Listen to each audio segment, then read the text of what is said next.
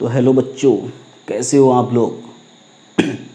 हम लोग magnetic effect of current पढ़ रहे थे और हम लोगों ने पढ़ लिया था।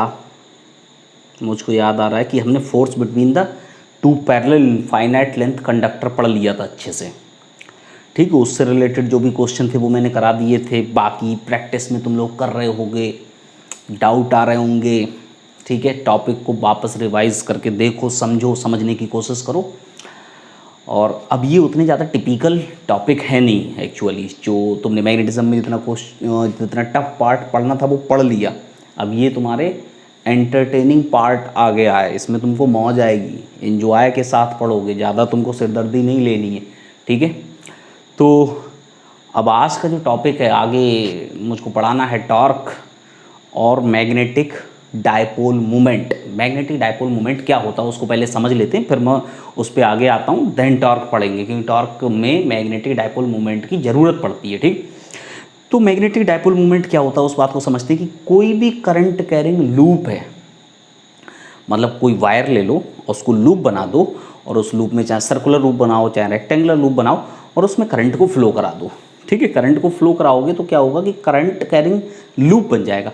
अब वो जो करंट कैरिंग लूप होगा वो एक मैग्नेटिक डायपोल की तरह बिहेव करेगा। अब तुम सोचोगे डायपोल क्या होता है, तो मैं तुमको बता दूं डायपोल का मतलब होता है, डाय का मतलब दो, पोल का मतलब पोल, तो मतलब वहाँ पे दो पोल होते हैं। ठीक, डायपोल का मतलब क्या होगा, दो पोल होते हैं। दो पोल का मतलब यहाँ पे एन और एस पोल होंगे। ठीक है, एन और एस पोल, किसी भी मैग्नेट में दो पोल होते हैं, एन और एस पोल।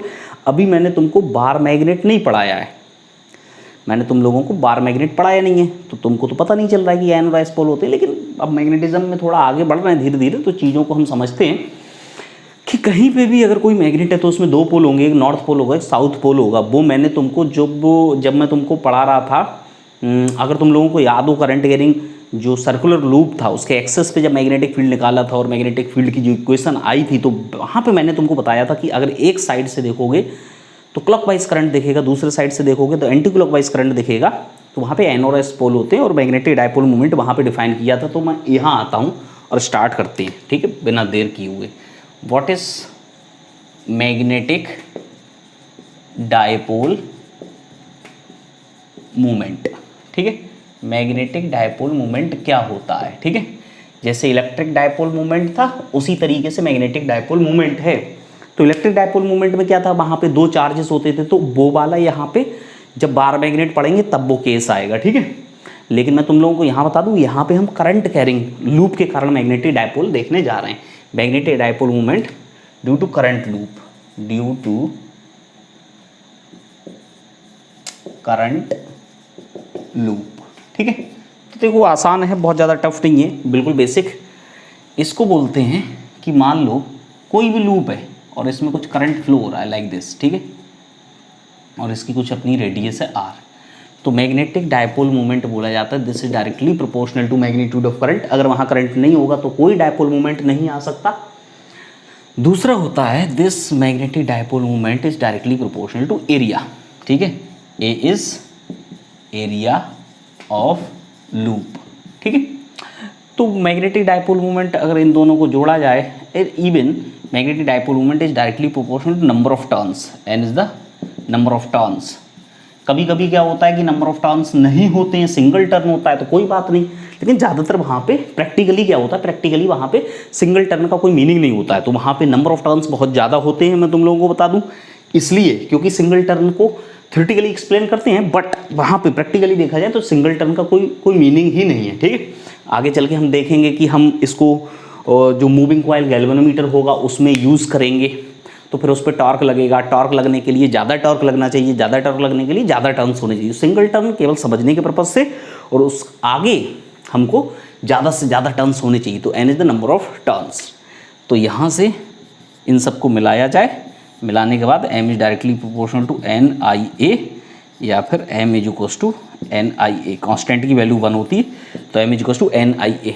ठीक, अब मैग्नेटिक डायपोल मोमेंट एक वेक्टर क्वांटिटी होती है, तो बात आ जाती है अब डायरेक्शन पे। ठीक है, क्योंकि मैग्नीट्यूड तो वहाँ से मिल जाएगा, एन आई ए से नंबर ऑफ टर्न्स मान लो 50 है, करंट 2 एम्पियर है, एरिया मिल जाएगा।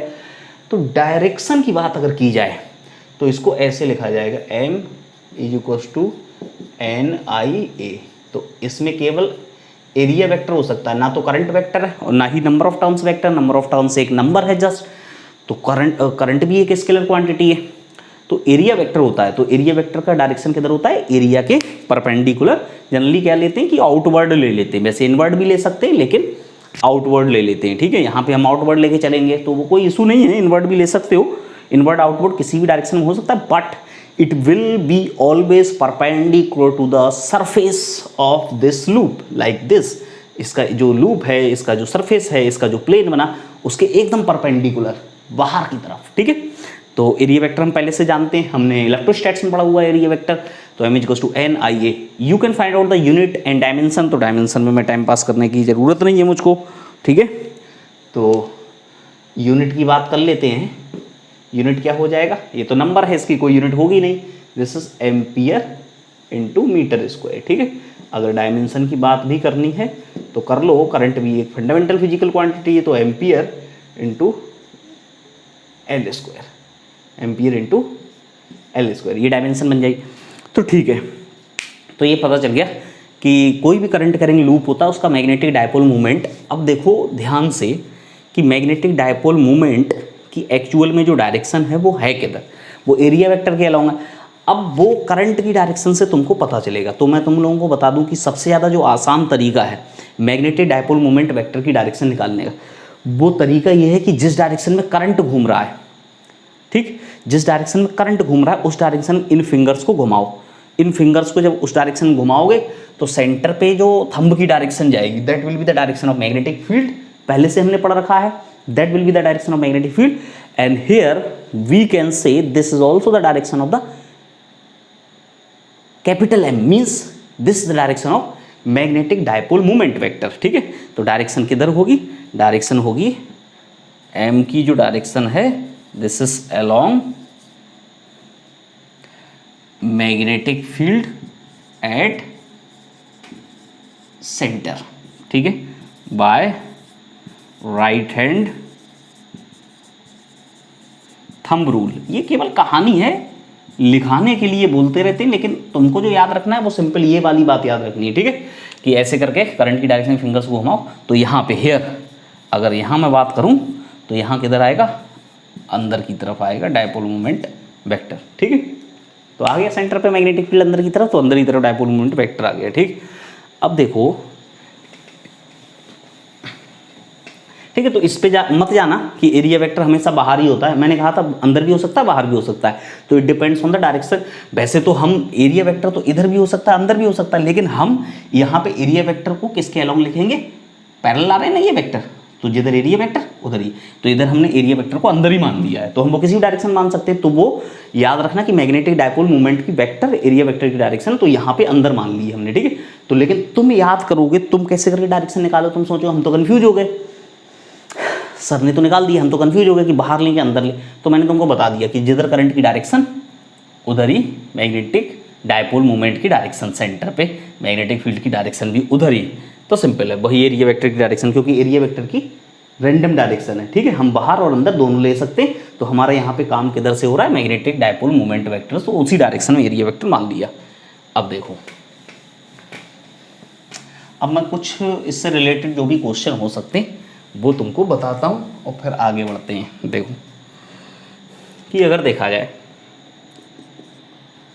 मैं तुमसे कहता हूँ कि अगर तुम इसका निकालो ए और ए, ठीक, ये मान लो करंट ऐसे है, तो इसका मैग्नेटिक डायपोल मोमेंट वेक्टर आई इंटू एरिया कितना ए स्क्वायर, ठीक है। डायरेक्शन किधर आ जाएगी, अंदर, डायरेक्शन अलग से लिख दो, अंदर आ गई। अगर मैं तुमसे कहूँ इसका बताओ, इसकी रेडियस आर, करंट ऐसे, तो अंदर, तो अगर डायपोल मोमेंट वेक्टर की डायरेक्शन बोली है तो करंट इनटू एरिया कितना, पाई आर स्क्वायर, डायपोल मोमेंट की डायरेक्शन किधर, अंदर, ठीक। अगर मैं तुमसे कहूँ इसकी बताओ, कोई भी शेप बना सकते हैं, कोई भी लूप बना सकते हैं, लूप होना चाहिए जिससे कि करंट फ्लो हो रहा है, ठीक है। तो इसमें भी मैं कहता हूँ अगर ये इक्विलैटरल ट्रायंगल है, साइड ए है सब, करंट आई है, तो डायपोल मोमेंट वेक्टर कितना आएगा, आई इंटू एरिया, और इसका एरिया कितना होता है, this is half base into height, ठीक है। तो इसका एरिया तो तुमको आता है half base into height. Height क्या होती है √3a/2, ठीक है। तो ये एरिया आ गया। तो मतलब सिंपल सी बात है, अगर तुमको एरिया लिखना आता है तो तुम डायपोल मोमेंट वेक्टर लिख सकते हो, और साथ साथ डायरेक्शन लिखना कितना आसान है वो तुमको मैंने बता दिया। तो डायरेक्शन और दोनों चीज़ें लिख सकते हो। अब थोड़ा सा कॉम्प्लिकेटेड फॉर्मेट पे आते हैं। ये तो बहुत आसान होते हैं, ऐसे पूछे जाएंगे तो कोई भी लिख देगा, ठीक है। तो कहानी समझाने में इसमें कुछ नहीं है, ये तो सब आसान था, ईजी था, ठीक है। समझने वाली चीज़ें अब शुरू होती हैं। तो मैं आगे बढ़ता हूँ और देखो क्वेश्चन को, और कैसे क्वेश्चन यहाँ पे मिलेंगे जो डायपोल मोमेंट वेक्टर से रिलेटेड तुमको क्वेश्चन मिलेंगे, ठीक है। तो 10 मिनट का काम हो गया है, आगे बढ़ते हैं। देखो अब मैं क्या कर रहा हूँ कि मान लो ऐसे दे दिया तुमको, ठीक है। कहा ये कोई एरिया है, ठीक है, ऐसे, ठीक। और मैंने कहा ये है 3 मीटर और ये है 4 मीटर, ऐसे दे दिया, ठीक। करंट दे दिया, मान लो कुछ भी करंट दे दिया, मान लो 2 एम्पियर। अब मैंने कहा इसका तुम मुझको मैग्नेटिक डायपोल मोमेंट वेक्टर लिख के दिखाओ। वेक्टर, डायरेक्शन तो अपने पास है ही। तो देखो एक तरीका तो ये है, फर्स्ट मेथड, ठीक है। मैं फुल तरीके से तुमको बताता हूँ कि पहला मेथड क्या है। पहला मेथड ये है कि तुम लिखो करंट और एरिया से, ठीक। तो कितना आएगा, करंट कितना 2 एम्पियर, एरिया कितना 4 × 3, तो एरिया हो गया 12। तो कितना आ गया 24। तो ये आ गया 24 एम्पियर इंटू मीटर स्क्वायर। अब मैं कहूँगा इसकी डायरेक्शन किधर, तो तुम कहोगे ठीक है सर ने ऐसे करके बताया था, तो बाहर की तरफ आ गई, दिस इज आउटवर्ड, ठीक है। अगर तुम फुल वेक्टर फॉर्मेट में आंसर देना चाहते हो तो तुम कहोगे ऐसे, दिस इज 24K। आंसर हो गया 24K, बाहर की तरफ K लगा दो। अब थोड़ा सा अच्छा क्वेश्चन ले लेते हैं, ठीक है। तो सीधी सी बात यह है कि अगर तुम एरिया वेक्टर लिख सकते हो, देखो सेकंड मेथड पहले इसको एक्सप्लेन कर लेते हैं दूसरे मेथड से भी। मेथड नंबर 2, तो इसमें देखो m = I में कोई दिक्कत नहीं है, वो तो 2 ही रहेगा। अगर तुमको एरिया वेक्टर लिखना आता है तो एरिया वेक्टर क्या होता है, एरिया वेक्टर लिखने का तरीका ये है, देखो इस समय एरिया वेक्टर किधर होगा, जिधर हमने एरिया वेक्टर बाहर या अंदर होगा तो हम इसी डायरेक्शन मान लेते हैं जिधर मैग्नेटिक डायपोल मूवमेंट होता है, ठीक है। तो वो बाहर की तरफ है तो एरिया वेक्टर बाहर वाला मान लिया। तो एरिया वेक्टर का लिखने का तरीका एक और है, वो क्या है, एरिया वेक्टर का मतलब ये हुआ कि एरिया वेक्टर जो होता है कि उसमें एक तो एरिया का मैग्नीट्यूड हो और दूसरा एरिया की डायरेक्शन। अब डायरेक्शन में बाहर की तरफ मान रहा हूँ, डायरेक्शन किधर मान रहा हूँ, बाहर की तरफ, तो मेरा एरिया वेक्टर जो है वो बाहर की तरफ आना चाहिए, मतलब उसमें K आना चाहिए, ठीक। दूसरा उसमें उसका मैग्नीट्यूड आना चाहिए। तो एरिया वेक्टर एक्चुअल में क्या होगा, एरिया वेक्टर एक्चुअल में यहाँ से देखने से हमको पता चला है कि एरिया वेक्टर 4 × 3, एरिया वेक्टर कितना है 12, उसका मैग्नीट्यूड हो गया, और डायरेक्शन किधर हो गई K। तो एरिया वेक्टर एक्चुअल में कितना है 12K, एरिया वेक्टर एक्चुअल में कितना है 12K। तो वो मैं इधर लिख दे रहा हूँ, पहले तो हमको लाना है ये कि कितना होना चाहिए 12K, मतलब पता तो है लेकिन आगे चल के कॉम्प्लिकेटेड फॉर्मेट आएगा तो उसके लिए हम पहले से श्योर हो जाते हैं कि हमारा पैटर्न क्या होगा एरिया वेक्टर लिखने का। पैटर्न ये है कि एरिया वेक्टर को लिखूं, एरिया वेक्टर आएगा सिंपल। अगर देखो, अगर मैं तुमसे कहूं ये है A B C D, ठीक है। तो एरिया वेक्टर लिखने का तरीका यहाँ पे मैं लिखता हूँ, यहाँ एरिया वेक्टर क्या होगा, एरिया वेक्टर आएगा सिंपल, अगर AB क्रॉस AD लिखा जाए, AB क्रॉस AD, ठीक है। AB कितना 3I, AD कितना 4J। भाई AB वाली लाइन कितनी, मैग्नीट्यूड 3 और किधर है एक्स एक्सेस के लॉन्ग, तो मैं ऐसे लिख देता हूँ AB कितना है, अगर AB वेक्टर की बात की जाए तो AB वेक्टर ये लाइन और किधर है एक्स एक्सेस के लॉन्ग, और मैं इसको निकालूं AD। भाई ये तो रेक्टेंगल है सीधा सीधा, AD वाली लाइन किधर, इस पे मत जाना, ये तो करंट की डायरेक्शन है ना। AD वाली ये लाइन, इसका मैग्नीट्यूड कितना 4 है, और ये किधर है वेक्टर A से D देख रहा हूँ ना, A से D की तरफ ऊपर है तो 4J। अब मैं कहूँगा एरिया वेक्टर कितना, एरिया वेक्टर आएगा AB क्रॉस AD। अगर मैं कहूँ तो AB क्रॉस AD का मतलब इधर से इधर की तरफ फिंगर्स को घुमाओ तो बाहर आएगा, ठीक है। बाकी एरिया वेक्टर क्या होता है, मतलब एरिया का मैग्नीट्यूड क्या होता है, एरिया का मैग्नीट्यूड होता है, एरिया का मैग्नीट्यूड होता है कि अगर तुम दोनों साइड को मल्टीप्लाई कर लो, this is just like rectangle, उनको मल्टीप्लाई कर लो, और मल्टीप्लाई करने के बाद दूसरा है डायरेक्शन, तो डायरेक्शन भी मिलनी चाहिए। तो दोनों चीज़ें मिल रही हैं, इन दोनों को अगर तुम मल्टीप्लाई करोगे तो तुमको मैग्नीट्यूड मिल जाएगा और क्रॉस प्रोडक्ट से डायरेक्शन भी। तो ए बी कितना 3i क्रॉस ये 4j, तो 4 × 3 12 हो गया, i क्रॉस j कितना होता है k। तो ये सीधा सीधा तरीका आ गया लिखने का। तो एरिया वेक्टर लिखने का मतलब है कोई एक साइड का वेक्टर ले लो, एक दूसरी साइड का वेक्टर लो, दोनों वेक्टर्स को प्यार से लिखो, ठीक है, दोनों वेक्टर्स को प्यार से लिखो, जिससे उनको क्रॉस करने पे जो मैग्नेटिक डायपोल मोमेंट की डायरेक्शन है वो वाली डायरेक्शन तुमको मिलनी चाहिए, ठीक है, तब तुमको कंफर्म हो जाएगा कि हाँ ठीक है। तो सिंपल है। वैसे भी एरिया वेक्टर का याद रखना, कोई एक साइड वाला वेक्टर, दूसरे साइड वाला वेक्टर, उन दोनों वेक्टर्स को लिखो, उनका क्रॉस प्रोडक्ट लिखो, तो एरिया वेक्टर आए।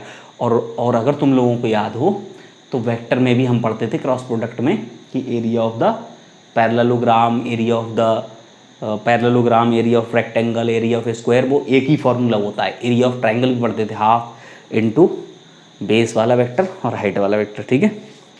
तो ठीक है, तो ये आ गया। तो एरिया लिखने का तरीका आ गया, एरिया यहाँ से आ गया 12K, और यहाँ पे अगर दोगे दिस इज 12K, तो आंसर कितना आया मैग्नेटिक डायपोल मोमेंट का 24K, जो कि 24K पहले से हमको पता था। तो हमने सब कुछ तरीका सीख लिया। यहाँ पे मैंने मेन जो फोकस किया वो किया करंट और एरिया लिखने में किसी को कोई दिक्कत नहीं होती, ये वाला मेथड सबको पता है, डायरेक्शन भी पता है, वो तरीका बता दिया, ठीक। मेरा जो मेन यहाँ पे मोटो था वो तुमको बताना था एरिया वेक्टर लिखने का तरीका क्या होता है। एरिया वेक्टर सबको पता है बाहर की तरफ ही लेना है, और एरिया वेक्टर का मैग्नीट्यूड कितना होना चाहिए 12, डायरेक्शन होनी चाहिए k, ठीक है, ये हमको पहले से पता था, आसान था क्वेश्चन, इस वजह से पहले से पता था। लेकिन अब मैं तुमको बता दूं कि इसमें इसको अप्लाई कैसे करा। एक वेक्टर ले लो, दूसरा वेक्टर ले लो, एक साइड वाली लाइन का वेक्टर लो, दूसरे साइड वाली लाइन का वेक्टर बनाओ और उनका क्रॉस प्रोडक्ट निकालो, तो वो वही आएगा, ठीक। अब थोड़ा सा और अच्छा क्वेश्चन ले लेते हैं। देखो मेरे पास यही क्वेश्चन है और मैं थोड़ा इसी को मॉडिफाई करता हूँ, ठीक है, और मॉडिफाई करने के बाद हम निकालते हैं। देखो अगर मैं तुमसे कहूँ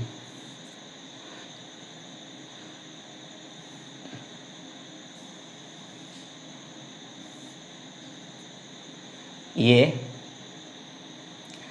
दिस इज लाइक, देखो एक बात समझने की कोशिश करो, मैंने इसमें कुछ नहीं किया है, मैंने थोड़ा सा चेंज किया है, मैंने ये एंगल कुछ अलग कर लिया है, ठीक है, और मैंने तुमसे कह दिया कि ये वही एरिया था, ठीक है, और इसी एरिया को मैंने क्या किया, थोड़ा सा घुमा दिया है, ठीक है। घुमा कैसे दिया है, ये पहले कैसे था, पहले ये इस तरीके का रहा होगा, पहले ये पुराने क्वेश्चन वाला था लाइक दिस, ठीक, ऐसे था, और इसको थोड़ा सा ऐसे घुमाया तो ये ऐसे करके ऐसे आ गया, ठीक, और घुमा दूंगा 90 डिग्री तो ये कैसे हो जाएगा, तो ये परफेक्टली ऐसे करके आ जाएगा, ऐसे, ठीक है, परफेक्टली इस तरीके से आ जाएगा, ठीक। तो एक बात समझने की कोशिश करो, मैंने इसको वहाँ से ऐसे करके थोड़ा सा घुमाया है जस्ट, ठीक है, ऐसे घुमा दूंगा तो ऐसा हो जाएगा, ठीक है, लेकिन मैंने कितना घुमाया 30 डिग्री, मान लो 30 डिग्री घुमा देते हैं, ठीक, मान लो चलो 37 घुमाते हैं, 37 घुमा दिया, ठीक। अब देखो ये सबको पता है ये वाला वेक्टर कितना है, ये वाला वेक्टर कितना है, एक बात समझने की कोशिश करो, करंट ऐसे ही है, ठीक, current this is like ABCD, ठीक। अब एक बात समझने की कोशिश करो कि अगर देखा जाए बहुत ध्यान से कि एरिया वेक्टर I × A, ठीक, तो अब हम कैसे करके इसको निकालेंगे। देखो दो तरीके हैं, या तो एक तुम एरिया वेक्टर अगर तुमको लिखना आता है तो तुम एरिया वेक्टर लिख लो पूरा, ठीक, और एरिया वेक्टर लिख लोगे तो तुमको ज़्यादा दिक्कत नहीं आएगी, ठीक है। और दूसरा तरीका क्या है, दूसरा तरीका ये है कि अगर तुम करंट का और उसका मैग्नीट्यूड बना लो फिर तुम लिख लो, तो वो भी तरीका ठीक है। तो मैं तुमको सीधे एक तो पहला मेथड बताता हूँ, ठीक है, जो तुमको आसान लगे उससे अप्लाई कर लेना, दोनों मतलब कॉम्प्लिकेटेड कोई सा नहीं लगना चाहिए दोनों इजी हैं। देखो एक बात समझो, पहले ये ऐसे था तो एरिया वेक्टर किधर था, बाहर, क्योंकि करंट की डायरेक्शन से ही हम बना रहे थे, ठीक, एरिया वेक्टर बाहर था, तो उस समय कितना था, उस समय मैं तुमको बता दूं कि मैं तुमको ये जो है अगर देखा जाए ये वाली लाइन है 4, ठीक, और ये वाली जो लाइन है, ये वाली लाइन है मान लो 5, ठीक, क्योंकि कैलकुलेशन थोड़ी सी अच्छी बने इसलिए अपनी तरफ से ले रहे हैं। मैं तुमको बता देता हूँ कि जब ये इनिशियली ऐसे था, ठीक है, डायग्राम उसी तरीके से है, बिल्कुल डायग्राम उसी तरीके से है, ठीक, और ये वाली लाइन कितनी है, ये वाली लाइन है 5 और ये वाली लाइन है मान लो 4, ठीक। अब इसको घुमाया तो घुमाने पे कभी ये वाली लाइन की वैल्यू थोड़ी चेंज हो जाएगी, ठीक है, ऐसे करके घुमा के लाए तो ये ऐसे करके अगर तुम ध्यान से देखो तो मेरे पास ये है, थोड़ा सा 3 डायमेंशन का खेल है, बिल्कुल आसान है, पहली बार में ही समझ आ भी जाता है बच्चे को, ठीक है। मान लो ये कुछ ऐसे है,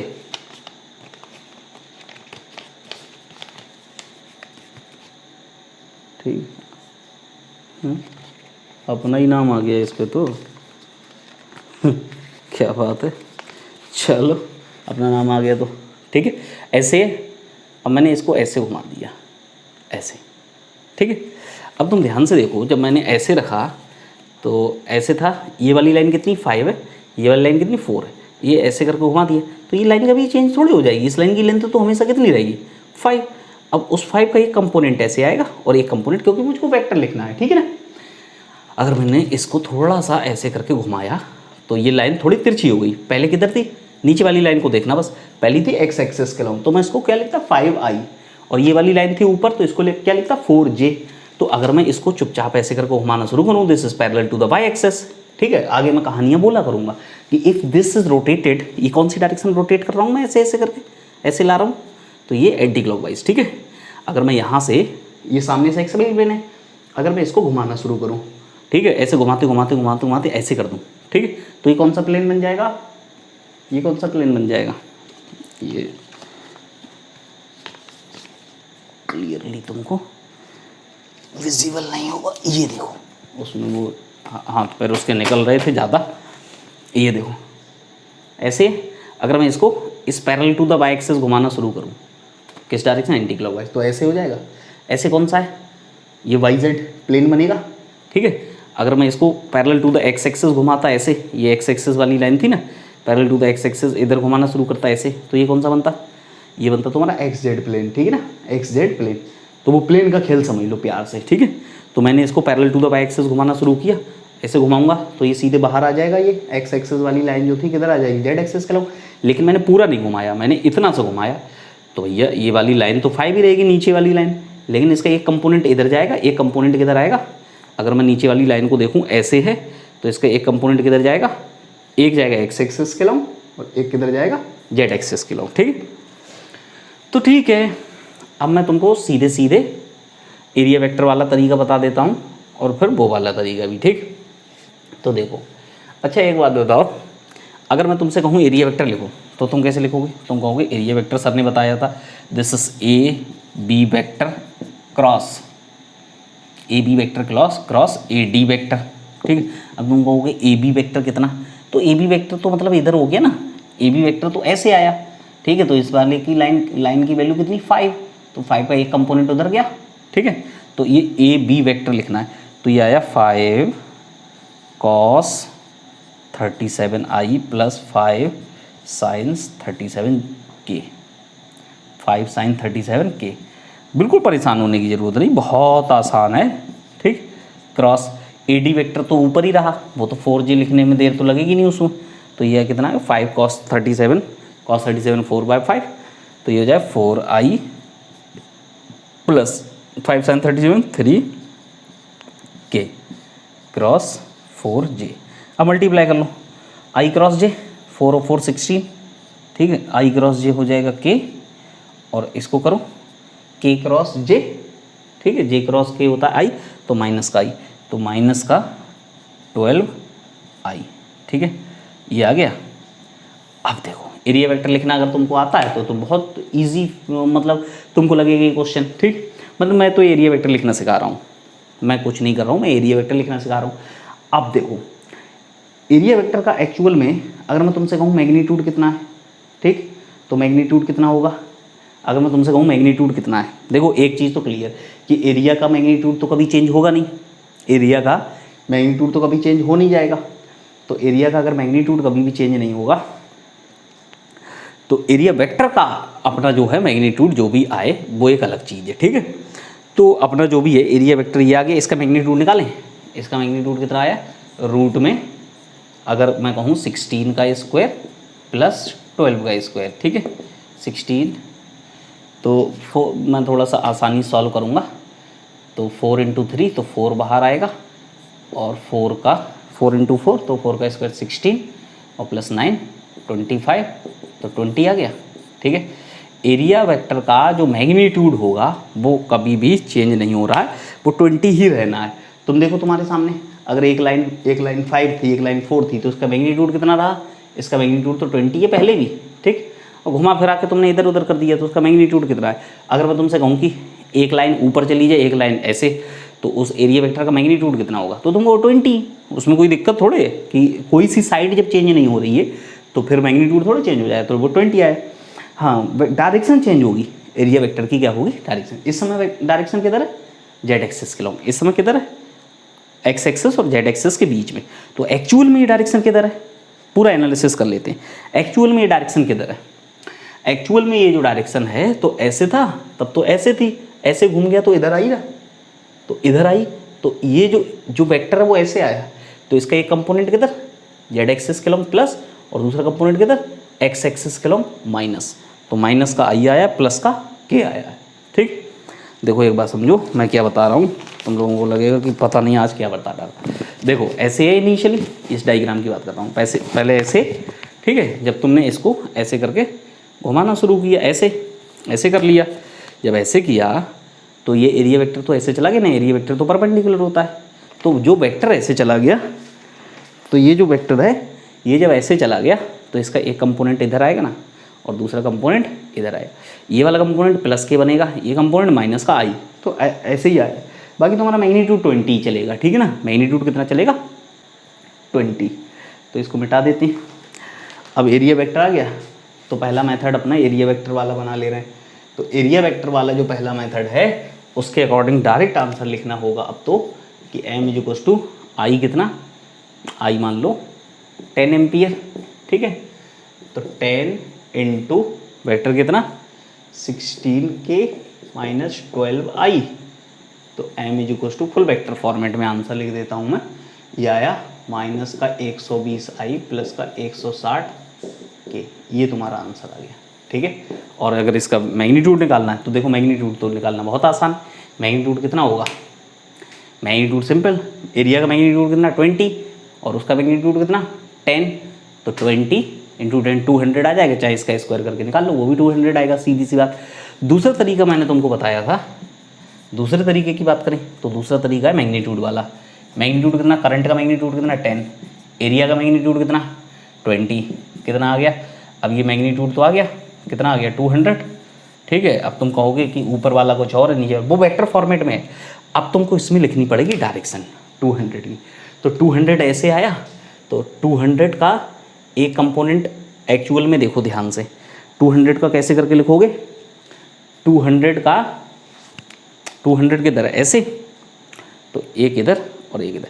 अब यहाँ था एरिया वेक्टर, इतना घूमा कितना 37, तो एक्चुअल में डायरेक्शन के साथ अगर लिखोगे ना, डायरेक्शन के साथ, तो यहाँ से भी लिख सकते हो जैसे तुमको आसान लगे। तुम लिखोगे 200 cos 37k, cos 37k और माइनस 200 sin 37i, तो कितना आया 200 into 4/5k minus 200 into 3/5i, तो कितना आया 16k माइनस 12i, तो आ गया एकदम परफेक्ट, सही है। अब तुम कहोगे ये कैसे आ गया, अरे भाई साहब ऐसे देखो, इधर पहले ऐसे था, कितना घूमा 37, तो जेड एक्सिस के साथ एंगल कितना बना 37, तो ये एंगल 37 है।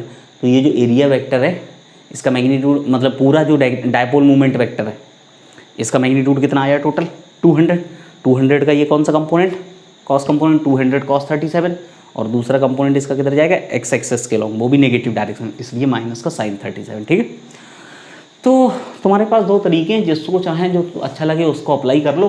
ठीक है, एरिया वेक्टर लिखना भी तुमको सिखा दिया है। एरिया वेक्टर कैसे लिखोगे, एरिया वेक्टर आ गया, अब देखो एरिया वेक्टर आ गया तो सीधे सीधे मल्टीप्लाई कर लो करंट से, तो वो सीधे आ जाएगा। अगर तुमको डायरेक्ट लिखना है तो डायरेक्ट लिख के कंपोनेंट निकाल लो, बात वही है। ठीक है, मिटा दें, तो ये सब खेल खेल लेना।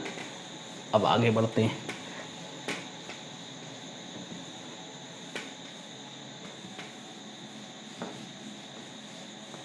और देखो, अगर मान लो ऐसे करके कोई क्वेश्चन दे दिया जाए, तुमसे कहा जाए कि मान लो ये कुछ कहानी ऐसी है,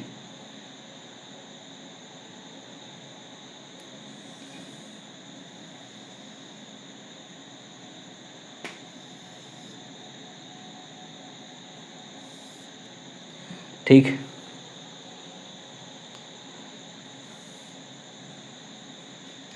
ऐसे दे दिया और कहा ये करंट ऐसे जा रहा है, इसका ना डायपोल मोमेंट वेक्टर बताओ, ये 2 एम्पीयर का करंट है। ठीक है, ये मान लो कुछ भी 10, ये मान लो 5 मीटर में ये, ठीक, ये भी मान लो कुछ भी 10, चलो अलग मान लेते हैं, ये 15 मान लो, और ये मान लो 3, ये 3 नहीं है, ये जो है ये इसी के बराबर है। ठीक है, तो कहने का मतलब ये है 5, दिस इज, ठीक है, मतलब मैंने ज़्यादा कुछ नहीं दिया। ठीक है, ये 5 ही होगा। अब देखो इसमें कहा इसका डायपोल मोमेंट वेक्टर बताओ कि इसका डायपोल मोमेंट वेक्टर कितना होगा, मैग्नेटिक डायपोल मोमेंट कितना होगा। तो तुम कहोगे इसका कैसे, देखो इस तरीके के क्वेश्चन में थोड़ी सी समझदारी लगाई जाती है। कैसे, देखो एक तो अगर ये वाला लूप बन जाए पूरा तो इसका डायपोल मोमेंट अंदर चला जाएगा। ठीक, और एक ये वाला लूप बन जाए तो ये वाला लूप है एक्स जेड प्लेन, तो एक्स जेड प्लेन में अगर देखोगे ध्यान से तो इसका चला जाएगा नीचे के अलाउ। लेकिन कोई भी लूप पूरा नहीं बन रहा है तो अपनी तरफ से उसमें थोड़ा सा मैनिपुलेशन करना होगा, एडिशन करना होगा। ठीक है, तो क्या करना होगा कि तुम अपनी तरफ से एक लाइन यहाँ बनाना, वो इसी पे बना रहे हैं, बिल्कुल अलग अलग दिख रही हैं इसलिए अलग अलग दिखे इसलिए वो अलग अलग बना रहे हैं। ठीक, तो कैसे बनानी है, देखो कि ये वाला जो करंट है वो ऐसे घूम के आए पूरा ऐसे। ठीक, तो एक लूप ये सेपरेट अलग बन जाएगा ऊपर वाला, और दूसरा ये वाला करंट ऐसे घूम के चला जाए ऐसे। ठीक, तो कहने का मतलब देखो ये वाला जो लूप है वो ऐसे इसका करंट जाएगा, ये नीचे वाला लूप अलग बन जाएगा। ठीक, और ऊपर वाला करंट, अब देखो दोनों करंट अपोजिट डायरेक्शन, तो एक दूसरे को कैंसिल कर दें, तो जहाँ पे कुछ था ही नहीं तो वहाँ कोई करंट नहीं रहेगा। भाई इधर वाला करंट प्लस का है 5, तो ये वाला करंट माइनस का 5 होगा, डायरेक्शन अपोजिट होती है तो माइनस का साइन लेते, तो +5 -5 एक दूसरे को कैंसिल आउट कर सकते हैं। तो कहने का मतलब वहाँ एक्चुअल में कोई करंट है नहीं, हमने समझने के लिए दो अपोजिट वाले करंट ले लिए। जैसे किसी इक्वेशन में कभी हम अपनी तरफ से एडिशन सब्ट्रैक्शन करते हैं, ठीक है, कुछ एक्स्ट्रा ऐड करते हैं तो उतना ही सब्ट्रैक्ट करते हैं, जिससे कि इक्वेशन पे कोई इफेक्ट नहीं पड़ता है। तो सिमिलर वही काम किया। तो देखो अगर मैं कहूँ ये पहला वाला और ये दूसरा, तो पहले का जो m1 आएगा, m1 इसे तो मैं डायरेक्ट लिख दूँ वेक्टर फॉर्मेट में, कितना आएगा I × A, I कितना है 2 एम्पियर ही चल रहा है सब में वो। ठीक है, तो 2 × एरिया कितना 10 × 5 तो 50 एरिया, और डायरेक्शन किधर होगी अंदर, तो अंदर का मतलब -k, तो पहले वाले का डायपोल मोमेंट कितना आया -100k हो गया, आसान बिल्कुल। दूसरे वाले का देखना, दूसरा वाला जो है उसका किधर आएगा, तो वो ऐसे, तो उसमें करंट ऐसे जा रहा है तो ऐसे तो नीचे आएगा, माइनस का जे आएगा, करंट कितना I × एरिया कितना उसका, एरिया वो वाली लाइन तो 5 है और ये वाली लाइन 15 है, तो 15 पन्ना 75 हो गया, और 75 किधर जाएगा माइनस का J। ठीक है, तो m2 = कितना आ गया, ये टिपिकल वाला m बन जाता है कभी कभी, तो ये मत पूछ लेना ये क्या है, ये 150। भाई मैग्नीट्यूड कितना आया 150, तो माइनस का 150 J। ठीक, तो अगर नेट मोमेंटम निकालोगे, मोमेंटम नहीं नेट डायपोल मोमेंट निकालोगे तो कितना आएगा वेक्टर सम इनका। ठीक है, तो लिख दो -100 के माइनस का 150 जे। ठीक है, मैग्नीट्यूड निकालना है तो तुम्हारे लिए मैग्नीट्यूड निकालना वेक्टर का कोई टिपिकल टास्क नहीं है साहब। ठीक है, कि मैग्नीट्यूड से डर नहीं लगता साहब, डायरेक्शन से लगता है। तो डायरेक्शन से लगता है तो उसको थोड़ी सी मेहनत करके निपटा दो तो नहीं लगेगा डर। समझ रहे ना बात को।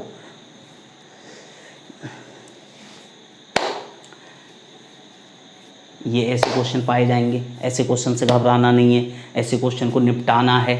डायरेक्शन में टेंशन लेने की ज़रूरत नहीं। जो मैंने तुमको बताया है एरिया वेक्टर पे थोड़ी मेहनत कर लो तो खेल ख़त्म हो जाएगा। यहीं पे पूरे कहानी में क्या था, एरिया वेक्टर। तो एरिया वेक्टर पे थोड़ी सी मेहनत कर लोगे तो एरिया वेक्टर का खेल ख़त्म हो जाएगा। ठीक है, तो बात सीधी सी है। तो यहाँ पे इतने क्वेश्चन ये हो गए। अब मैं तुमको जो मैग्नेटिक डायपोल मोमेंट वेक्टर दूसरे तरीके का होता है, मतलब जो कोई मूविंग चार्ज के कारण होता है उसकी बात करते हैं। तो करंट लूप के कारण हो गया, तो हेडिंग डाल लो, हेडिंग डाल लेते हैं magnetic dipole moment due to moving charge. ये करंट लूप के कारण था। ठीक है,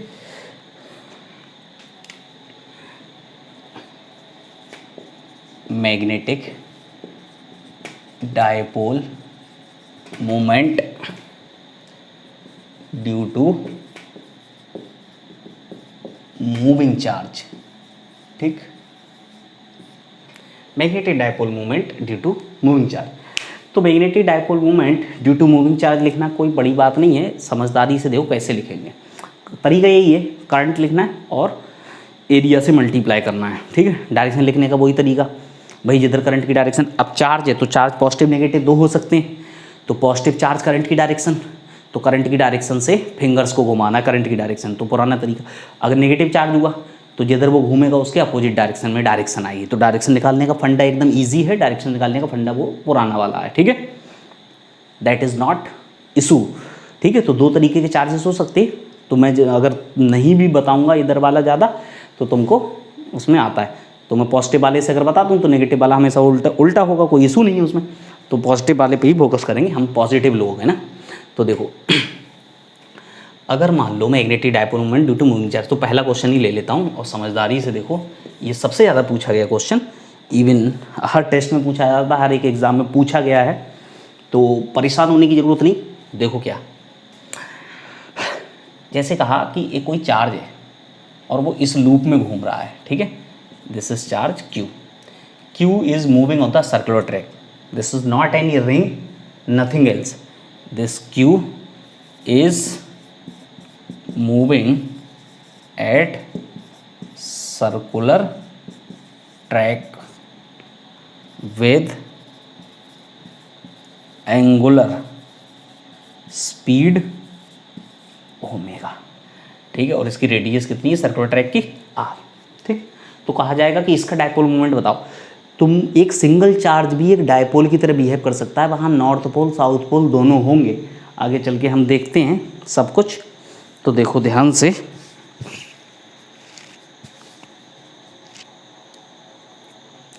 देखो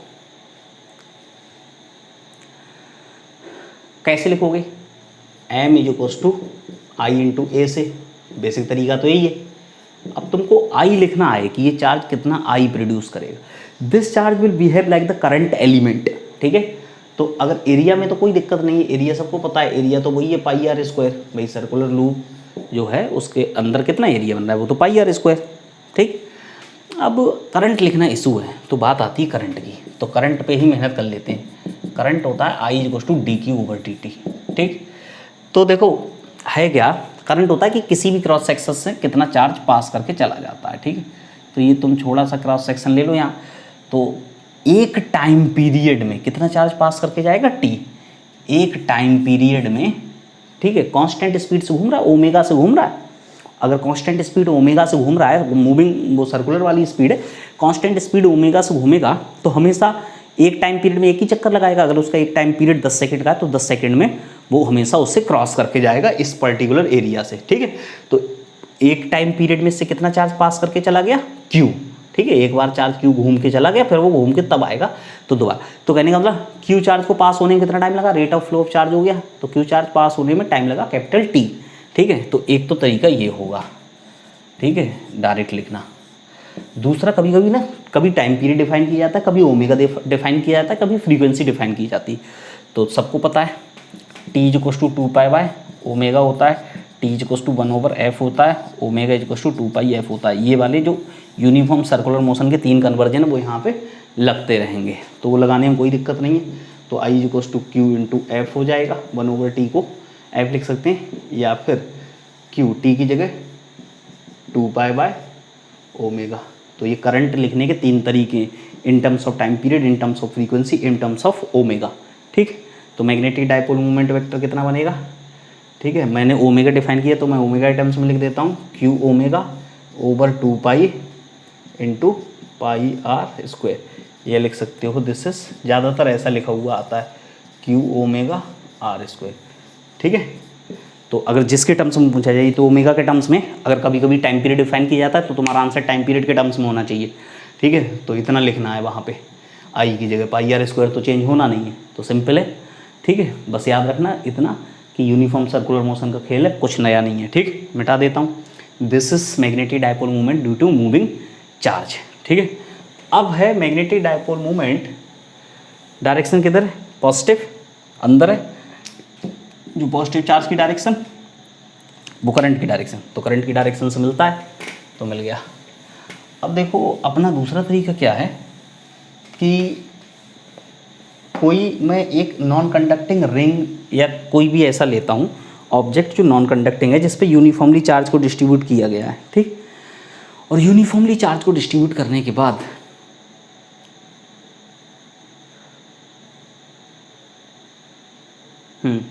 पहले मैं तुमको वो भी बता देता हूँ, वो मोस्ट इंपॉर्टेंट है बोर्ड के पॉइंट ऑफ व्यू से, उससे डायरेक्ट क्वेश्चन कभी कभी कंपटीशन में पूछा जाता है, फिर उसके बाद आगे बढ़ते हैं। ठीक, तो magnetic dipole movement associated with the electron revolving around the nucleus. ठीक है, मैग्नेटिक डायपोल मूवमेंट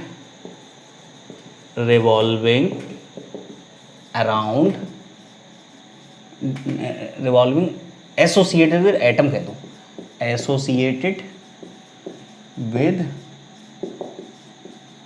एटम। ठीक, एसोसिएटेड विद एटम। अब एटम से रिलेटेड है, ठीक है, तो इस पर ध्यान देना, बहुत आसान है, बिल्कुल बहुत आसान है, बिल्कुल तुमको टाइम नहीं लगेगा। देखो अगर मैं तुमसे कहूँ कि मान लो ये पॉजिटिवली चार्ज न्यूक्लियस है, ठीक है, पॉजिटिवली चार्ज न्यूक्लियस, कितना चार्ज होता है इस पर, Ze। ठीक है, और ऐसे इधर एक इलेक्ट्रॉन घूम रहा है। ठीक, ये इसकी स्पीड हो गई v और ये इसकी रेडियस हो गई r। ठीक, ये घूम रहा है, तो ये सबको पता है, ये तो कांस्टेंट स्पीड से घूमता है, और इसको घूमने के लिए सर्कुलर जो सेंट्रीपिटल फोर्स होता है वो कौन देता है, वो वहाँ पे इलेक्ट्रोस्टैटिक फोर्स ऑफ अट्रैक्शन देता है। ठीक है, तो बहुत ध्यान से समझना। देखो मैग्नेटिक डायपोल मूवमेंट वेक्टर क्या होगा, m is equals to I into A, तो सबको पता, आई मैंने लिखना सिखाया है q over T, I is equals to q over T से, बाकी πr²। ठीक, अब मैं ओमेगा के टर्म्स में लिख दूंगा या b के टर्म्स में लिख दूंगा, तो मान लो e इज इक्वल्स टू 2π/ओमेगा। ठीक है, घूम रहा है ओमेगा से, इंटू πr², या फिर m इज इक्वल्स टू ये लिख लो omega is equals to v over r, तो omega is equals to v over 2πr into πr², तो m इज इक्वल्स टू सबके टर्म्स में लिख दिया। ठीक है, टाइम पीरियड के टर्म्स में ये, ओमेगा के टर्म्स में ये, v के टर्म्स में। ठीक है, तो मैंने v डिफाइन किया तो v तक ले आया, तो हाफ e v r। ठीक है, ये हो गया, इतना आ जाएगा। अब इसको रिलेट करो। ठीक है, ये तो इक्वेशन हो गई पहली, this is the magnetic dipole movement by the definition, definition से आ गया। अब इसको रिलेट करना है, this magnetic dipole movement is like, this is related to the angular momentum. तो एंगुलर मोमेंटम पे आओ, एंगुलर मोमेंटम से रिलेट करेंगे। तुम कहोगे ये क्यों कर रहे हैं, तो मैं तुम्हें बताऊं कि कुछ ना कुछ तो करना होता है।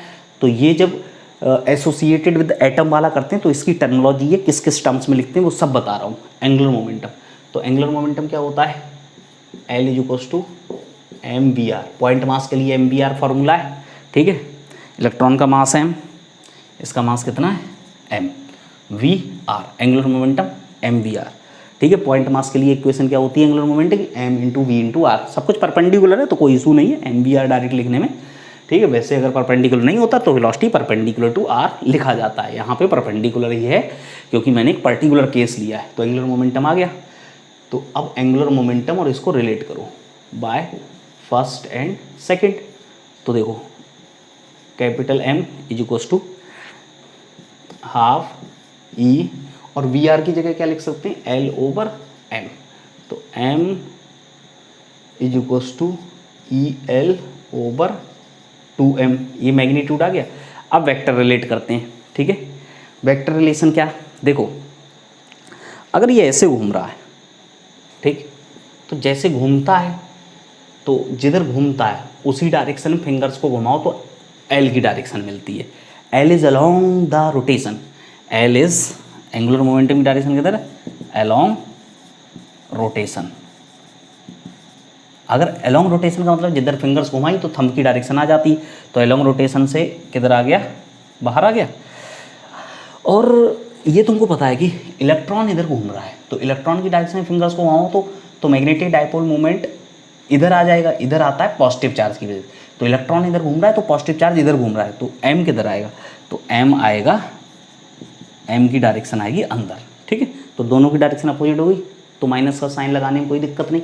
तो सबको पता होना चाहिए कि अगर वेक्टर रिलेशन लिखा जाए तो माइनस EL ओवर 2M लिखा जाए, ठीक है। बाकी अपना तो खेल मैग्नीट्यूड का ही चलेगा। डायरेक्शन हमने समझ ली, डायरेक्शन तो एक पॉइंट हुआ वो अलग कर दिया, हमारा तो EL ओवर 2M चला, ठीक। This is the relation between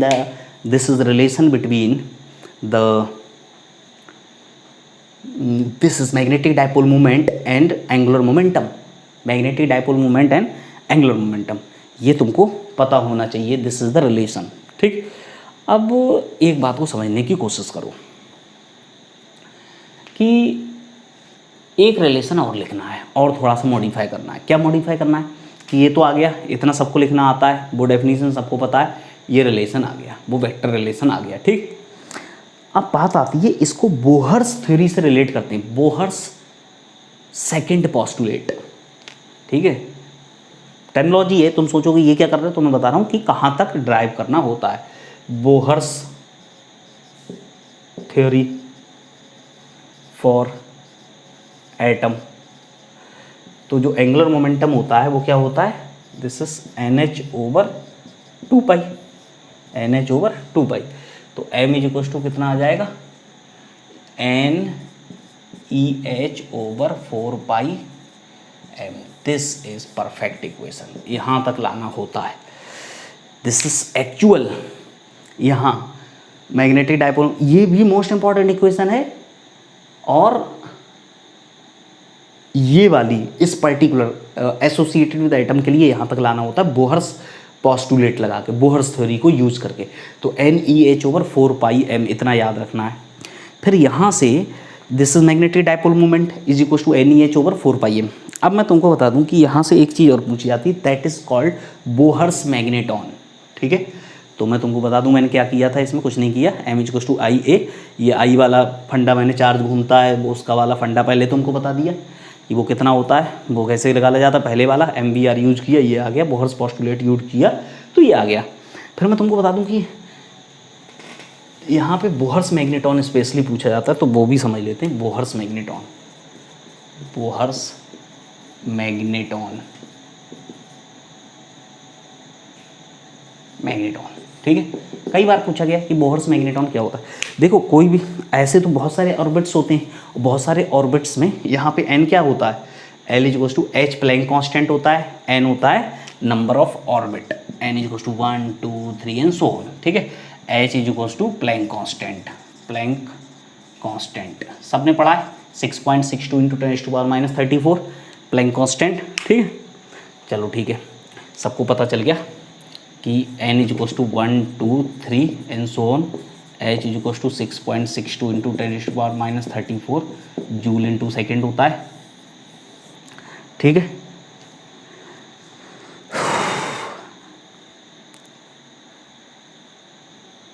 ठीक है, ये तो सबको पता है ना इसकी यूनिट।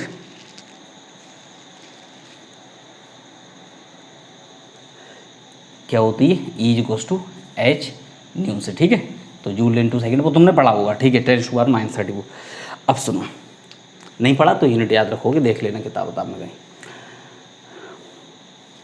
बोर्स मैग्नेटॉन होता है फॉर हाइड्रोजन एटम कह सकते हो, for hydrogen atom. Hydrogen atom में क्या होता है, एक ही इलेक्ट्रॉन होता है, ठीक है। तो N इज इक्वल टू 1 आ जाएगा। तो कहने का मतलब हाइड्रोजन एटम से एसोसिएटेड, हाइड्रोजन एटम के लिए जो एसोसिएटेड उसका डायपोल मूवमेंट आएगा, that dipole movement is called Bohr's magneton, ठीक है। तो उसके लिए N इज इक्वल टू 1 हो जाएगा।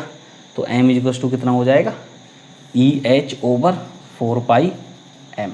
तो M इज इक्वल टू आ जाता है 9.27 into 10⁻⁻24 ampere into metre square, ठीक है। तो कैलकुलेट करके देख लेना, यही आता है, ठीक है। तो ये आ जाएगा, E की वैल्यू रखोगे, इलेक्ट्रॉन पे चार्ज है 1.6 इंटू 10⁻⁻19, 6.62 इंटू 10⁻34, 4 पाई की वैल्यू 3.14 और M इलेक्ट्रॉन का मास है, जिससे 9.1 इंटू 10⁻31। वो सब सॉल्व करने के बाद ये आ जाता है, दिस इज बोहर्स मैग्नेटॉन। कई बार इसकी वैल्यू पूछी गई ऐसे कैसे, कोई सा इसमें से रिलेशन कुछ भी पूछा जा सकता है, सब कुछ पता, आगे बढ़ जाते हैं, ठीक। लेकिन एक चीज़ यहाँ से आगे ले चलते हैं, इस चीज़ से एक चीज़ हमको समझ में आती है, उसको हम आगे ले जाते हैं। दैट इज़ कि अगर कोई चार्ज पार्टिकल घूम रहा है, चलो इसको आगे नहीं ले जाते, थोड़ा सा अलग ही चलते हैं, ठीक है। ये तो हमने समझा ही दिया। अब मेरा जो आगे का कंसेप्ट है वो है, मेरा जो आगे का कंसेप्ट है वो है, this is dipole moment associated with कोई नॉन कंडक्टिंग, तुमने ऑब्जेक्ट ले लिया, जैसे रिंग ले लिया, नॉन कंडक्टिंग है, उसके थ्रू आउट उसकी लेंथ, ठीक है, प्लास्टिक का रिंग है और थ्रू आउट उस पर चार्ज यूनिफॉर्मली डिस्ट्रीब्यूटेड है। चाहे वो डिस्क हो गई, चाहे वो रॉड हो गई, चाहे वो हॉलो स्फीयर हो गया, चाहे वो सॉलिड स्फीयर हो गया, कुछ भी हो गया, नॉन कंडक्टिंग है, through out volume, through out surface charge uniformly distributed है। और फिर उसको घुमाना शुरू करते हैं ओमेगा से, ठीक है।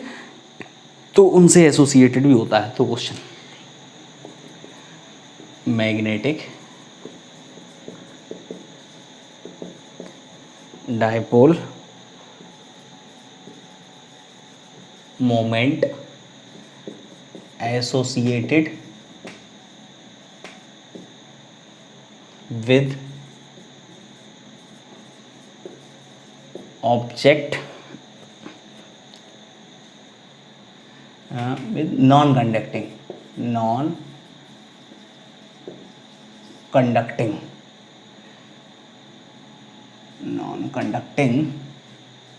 with non-conducting object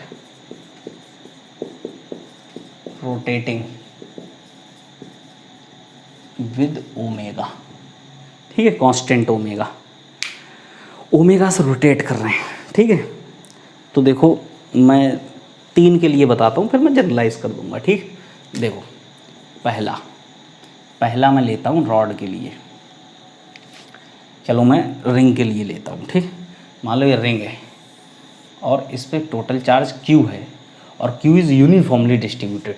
इस बार क्या है, इस बार चार्ज नहीं घूम रहा है, क्या है, इस बार एक रिंग है, एक प्लास्टिक का रिंग है, नॉन कंडक्टिंग है और उस पर चार्ज यूनिफॉर्मली डिस्ट्रीब्यूटेड किया गया है, डिस्ट्रीब्यूटेड अलोंग इट्स लेंथ। और फिर उस रिंग को घुमा रहे हैं, उस प्लास्टिक के रिंग को घुमाना शुरू कर दिया। तो कहा जाएगा, तो अब भाई चार्ज है, चार्ज घूमेगा, उसके ऊपर चार्ज है, तो जब रिंग को घुमाओगे तो चार्ज भी घूमेगा। अब चार्ज घूमेगा तो उससे एसोसिएटेड कुछ डायपोल मोमेंट बनेगा, that will behave like the current element, ठीक है, that will behave like the current element. अब वो करंट एलिमेंट की तरह अगर बिहेव करेगा तो मैं तुमसे कहता हूँ कि अगर वो करंट एलिमेंट की तरह बिहेव करेगा तो तुम बताओगे कि वाकई कितना डायपोल मोमेंट आएगा, ठीक है। तो देखो कितना आसान हो जाता है। मैं तुमसे कहूँगा कि सबसे पहले तरीका वही है, M is equal to I into A, ठीक। ए तो सबको पता है, अगर R रेडियस पे घूमेगा तो पाई R स्क्वायर। दिक्कत है आई में, आई इक्वल्स टू वही सब Q by T, Q by 2 pi by omega. उसी तरीके से लिखना है बिल्कुल, ठीक है, उसी तरीके से लिखना है कि Q चार्ज सर्कुलर ट्रैक पे घूम रहा है रिंग के साथ, Q चार्ज सर्कुलर ट्रैक पे घूम रहा है, रिंग घूमेगा तो Q चार्ज घूमेगा, सर्कुलर ट्रैक पे घूमेगा, सर्कुलर ट्रैक पे घूमेगा, तो फिर उसी तरीके से लगाना है, क्योंकि कांस्टेंट ओमेगा तो उसका टाइम पीरियड आएगा, ओमेगा आएगा, तो बिल्कुल पुराना पैटर्न, ठीक है, Q ओवर टी, ठीक है, फ्रीक्वेंसी के टर्म्स में लिखना है तो Q इंटू न्यू या एफ जो भी है, चलो एफ लिख लो, न्यू भी दिया जाता है, ठीक। तो यहाँ से m इज टू कितना आ गया, दिस इज ओमेगा टर्म्स में लिखूंगा मैं, Q omega over 2 pi into pi R square, ठीक है। तो m इज टू आ गया हाफ Q ओमेगा आर आ गया। अब आओ एंगुलर मोमेंटम पे, ठीक, आ गया है ये तो ठीक है, एंगुलर मोमेंटम पे आओ। एंगुलर मोमेंटम क्या होता है, I इंटू ओमेगा, और रिंग का मोमेंट ऑफ इनर्शिया कितना होता है, ठीक है, दिस इज, तो मैं एक काम कर लेता हूँ, दिस इज I ओमेगा, ठीक।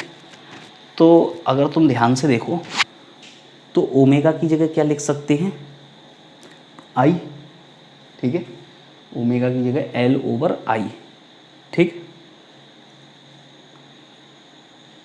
तो चलो this is M R square, चलो स्मॉल आर है, small R square into omega, ठीक है। तो ये रिप्लेस कर दो वहाँ पे, तो ओमेगा इंटू आर की जगह ले लो, ओमेगा इंटू आर की वैल्यू कितनी आ गई, L over M into R.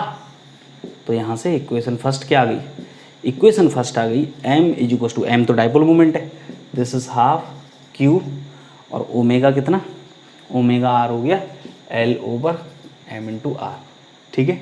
तो यहाँ से m कुछ रह गया, M R square omega I pi, ठीक है, सब कुछ है, सही है। तो यहाँ से अगर m is equal to half Q और ओमेगा इंटू आर की जगह omega into L over M R, तो m is equal to M over L is equal to Q over 2m, एक आर गड़बड़ है, एक आर को देखो कहीं, हाँ ठीक है, यहाँ से Q इंटू आर और I is equal to M R square, ठीक है। तो यहाँ से चार्ज Q, ठीक है, पाई आर स्क्वायर, ओके, ये सब सही है, एरिया पाई आर स्क्वायर है, तो हाँ वही तो, यहाँ से पाई घटा था ना, आर स्क्वायर तो ऐसे ही है, तो ये जो आर स्क्वायर है तो एम आर स्क्वायर, तो ओमेगा इंटू आर स्क्वायर कहो, ओमेगा इंटू आर स्क्वायर कितना हो जाएगा, तो ये आ जाएगा, ठीक है, एल ओवर एम, तो ये आता है। अब ये तुमको समझ में आया, ठीक है, इसमें कोई ज़्यादा तिगड़म की नहीं मैंने, यहाँ तक का खेल तुमको पहले से आता है, ये वाला वो भी खेल तुमको आता है। अब जैसा ऑब्जेक्ट वैसा तुम वो रख दो मोमेंट ऑफ इनर्शिया। अब ये रिंग है तो रिंग का मोमेंट ऑफ इनर्शिया कितना होता है, एम आर स्क्वायर, बाकी ओमेगा है ही, तो वहाँ से एम ओमेगा आर स्क्वायर की वैल्यू तुमको पता है, वो एल ओवर एम रखो, तो M over L is equal to Q over 2m आता है, ठीक है। तो ये मोस्ट इंपॉर्टेंट चीज़ आ रही है बार बार, अब ये बार बार रिपीट होगी, M over L is equal to Q over 2m, ठीक। तो ये मैंने इसके लिए निकाला। अब मैं निकालता हूँ डिस्क के लिए, ठीक है, डिस्क के लिए निकालता हूँ, ठीक है, डिस्क के लिए देखते हैं।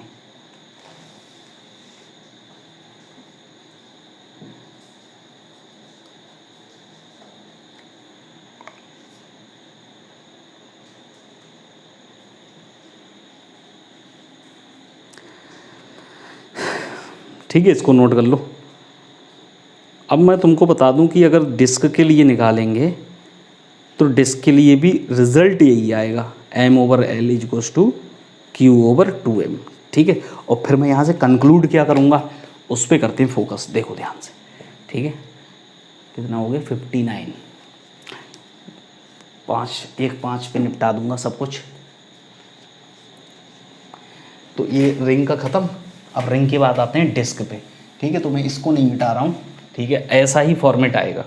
तो देखो दूसरा आ गया डिस्क के लिए, हालांकि एक ही बताते हैं और कह देते हैं कि सबके लिए यही आएगा, ठीक है, लेकिन तुम कहोगे कि एक को बता के यही आएगा तो वो उतना मज़ा नहीं आया, इसलिए क्या कर रहे हैं, एक और बता दे रहे हैं। ठीक, तो मान लो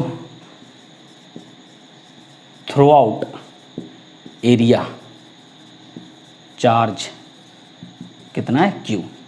थ्रू आउट एरिया चार्ज कितना है, क्यू। ठीक है, यूनिफॉर्मली इसके सरफेस एरिया पे चार्ज क्यू को, और फिर इस डिस्क को ऐसे करके घुमाना शुरू किया ओमेगा। ठीक, तो अब देखते हैं इसका डायपोल मोमेंट कितना आएगा। ठीक, तो देखो यहाँ से एक एलिमेंट ले लो, एलिमेंट वही, इसका एलिमेंट क्या बनेगा, इसका एलिमेंट बनेगा रिंग।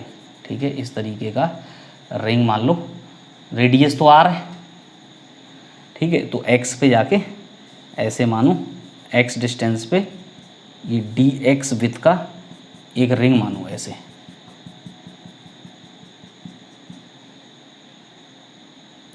इसकी रेडियस आर थी,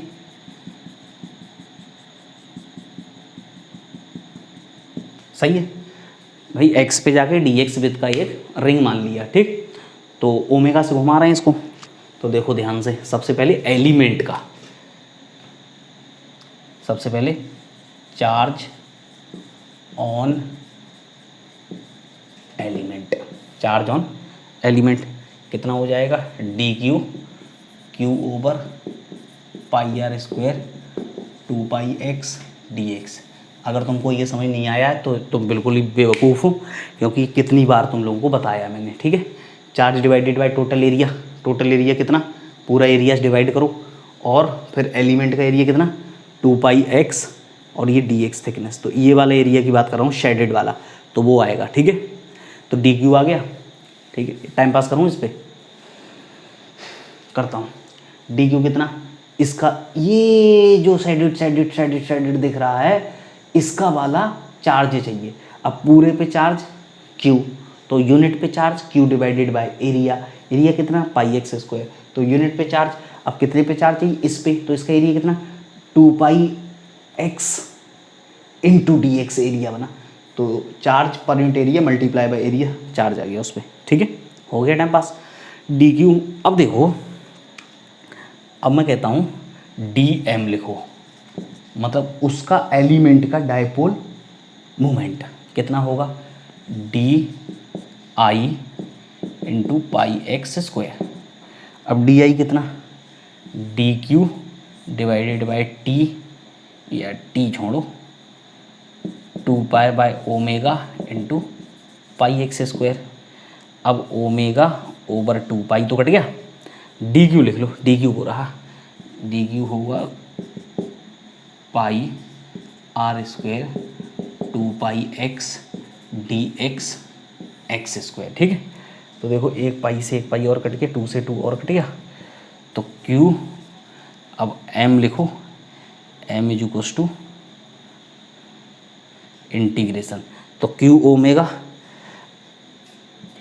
जो कांस्टेंट बाहर ले रहे हैं, integration X cube D X, limits 0 से r तक, 0 से r तक, तो m is equals to Q omega R square, और x की power 4 divided by 4, limits r से 0, तो सीधे r की पावर 4 डिवाइडेड बाई 4, तो m इज इक्वल्स टू आ गया Q omega R square divided by 4, ये आ गया। ठीक, अब L देखो, L इज इक्वल्स टू क्या होता है, आई ओमेगा, डिस्क का मोमेंट ऑफ इनर्शिया कितना होता है, आई होता है उसका मास एम आर स्क्वायर बाय 2, भाई उसी के एक्सिस के अबाउट घुमा रहे हैं ना, तो M R square by 2 into omega, सही है। तो ये वहाँ रख दो, तो एम ओवर एल ये रख दो, डिवाइड कर लो, जो चाहे वो कर लो। देखो ओमेगा, तो मैंने कैपिटल आर गलत लिख दिया है, स्मॉल आर लिख देते हैं, जो रेडियस मानी है। ठीक, तो ओमेगा आर स्क्वायर की जगह ओमेगा आर स्क्वायर कितना बना 2L बाय एम।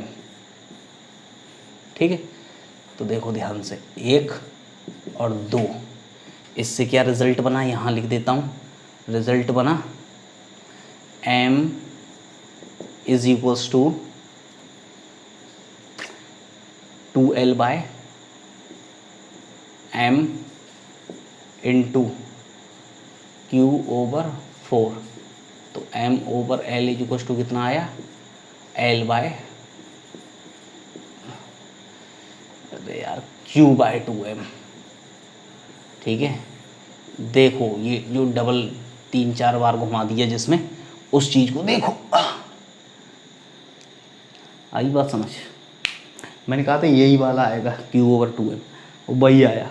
ठीक, तो पहले एक छोटा एलिमेंट ले लो, ये सब बहुत करवाए मैंने। ठीक है, वो एलिमेंट लेना, उसका चार्ज लिखवाना, वो सब लिखवाया, बस क्या इंटीग्रेट करना लिमिट्स 0 से r, तो वो आ जाएगा। ठीक है, इतना खेल खेल सकते हो। 1-5 हो गया इसी को बताने में, अभी क्या है 2-3 और बताने। तो सिंपल सी बात है कि हर एक के लिए ये कांस्टेंट आएगा, उसका अगर मोमेंट ऑफ इनर्शिया लिख सकते हो तो आंसर आ जाएगा। ठीक है, मोमेंट ऑफ इनर्शिया या एंगुलर मोमेंटम लिख सकते हो। ठीक है, तो तुम्हारा आंसर आ जाएगा। ठीक है, क्योंकि पूछा क्या जाता है, पूछा जाता है डायपोल मोमेंट। तो तुमने अगर ये इक्वेशन याद कर ली तो देखो डायपोल मोमेंट कितना आएगा, क्यू ओवर 2m को केवल l से मल्टीप्लाई कर लो, और l कितना होता है, l होता है आई ओमेगा। आई ओमेगा कितना, mr², l is to I omega, वो होता है mr²/2 ओमेगा।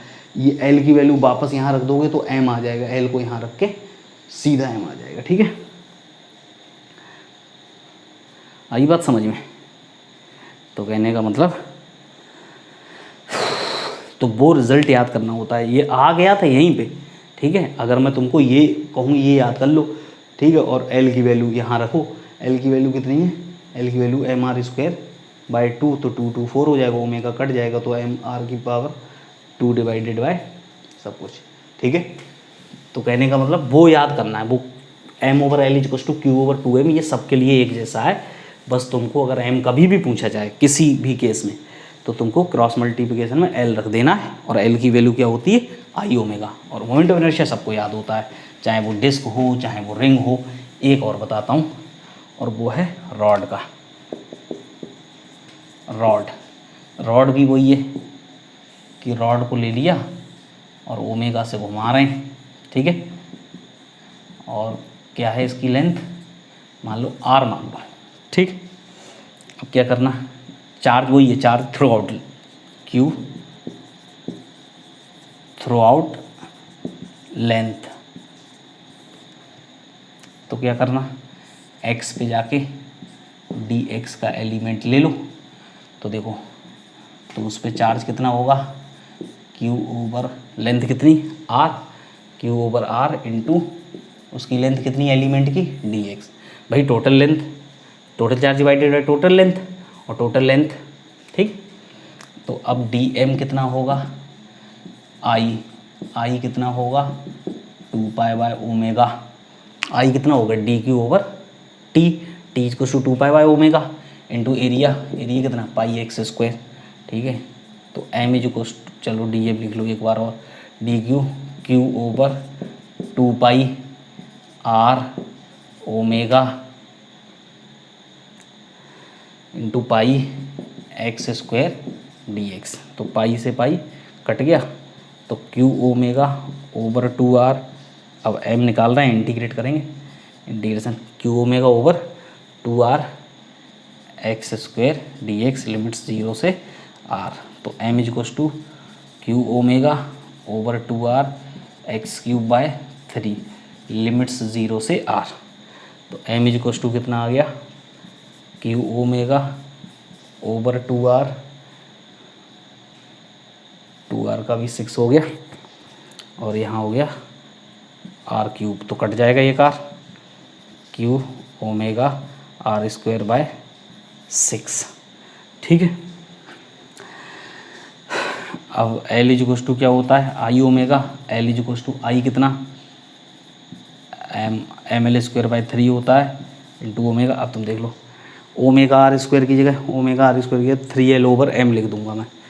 तो देखो पहली इक्वेशन, दूसरी इक्वेशन, तो m इज इक्वल टू क्या आ गया, q ओमेगा स्क्वायर की जगह क्या रखूँगा, 3l over m into q/6। तो m q ओवर, इसके लिए भी वही आ गया, देख लो ध्यान से, सबके लिए q ओवर 2m आ रहा है। ठीक है, तो तरीका वही एम तक आओ, L is equal to I omega लगाओ, M over L Q over 2m, और बाद में अगर एम चाहिए तो एल यहाँ पे मल्टीप्लाई करो, एल की वैल्यू तुमको जानते हो, L is equal to I omega M L square by 3 into omega, तो उसके लिए भी आ जाएगा। अब इसी कंसेप्ट को जनरलाइज कर देते हैं, this is for the hollow sphere and solid sphere also, ठीक है। तो वहाँ तक तुमसे पूछा जाता है, ठीक है, नोट कर लो। तो हॉलो स्फीयर सॉलिड स्फीयर के लिए मैं इसी कंसेप्ट को जनरलाइज कर दे रहा हूँ, जनरलाइज कर रहा हूँ, तो देखो क्या लिख रहा हूँ, ठीक है। This is same concept, Q मतलब M over L is equal to Q over 2m, इधर hollow and this is solid sphere, hollow sphere, ठीक है। अब तुम कहोगे ये क्या, देखो हॉलो स्फीयर है, रेडियस इसकी r, चार्ज q, ठीक है, घुमा रहे हैं ओमेगा से, इधर सॉलिड है, नॉन कंडक्टिंग है सब कुछ, ठीक है। ये मत सोचना, क्योंकि चार्ज पढ़ लेती हैं तो बच्चे को कन्फ्यूजन आता है, ठीक है। ऐसे करके घुमा रहे हैं, डिस्क नहीं है, ऐसे घुमा रहे हैं, ठीक है, डिस्क या रिंग लग जाता है, ऐसे ऐसे करके घुमाओ, ऐसे, ठीक है। तो इस पर भी चार्ज क्यू है, थ्रू आउट द वॉल्यूम है इसमें, और इसमें थ्रू आउट द सरफेस है।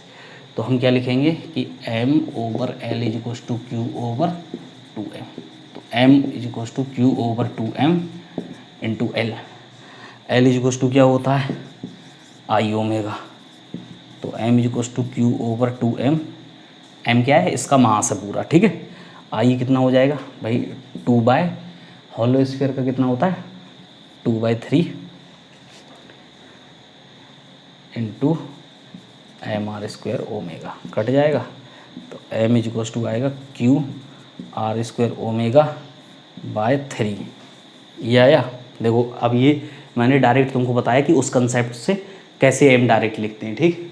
इसमें कितना आएगा M over L is equal to once again Q over 2m, तो M is equal to L is equal to I omega,